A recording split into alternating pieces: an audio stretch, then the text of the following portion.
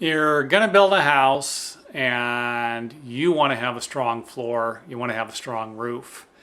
Now, I worked on a house that a structural engineer built, and he had the floor for his floor sheeting. He had 16-inch on center floor joist with 1 1/8 plywood. He was making an extremely sturdy floor here. Most of the time it's 3/4 inch plywood, and I've even seen it where it's been 5/8 of an inch plywood. So the thicker the plywood, the stronger the floor. Now the same thing on the roof.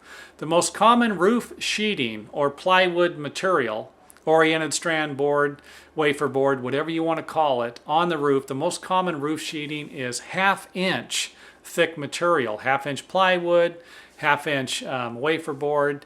Now if you want to make it a little stronger, add 1/8 of an inch to that. 5/8 plywood makes an extremely sturdy roof. You want to go stronger, 3/4 of an inch. You are going to be adding more weight, so don't make this decision without your engineer. If your engineer designed a house for 1/2 inch plywood, you're going to have to verify this with the engineer before you do it. So any additional weight could create problems.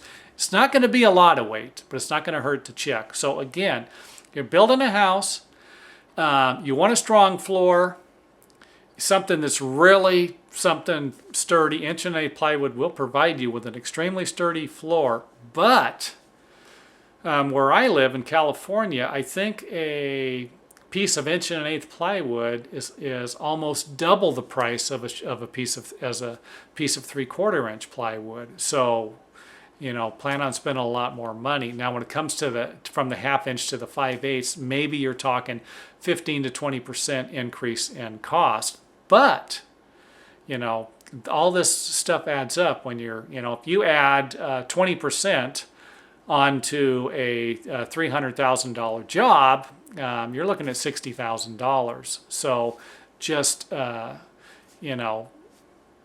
don't get carried away with some of this stuff and think twice about it before you do it. If you really, really want to build a sturdy home, you want a nice floor, you're tired of you lived in another house before that was weak and it had 3/4 inch plywood, you can make the jump.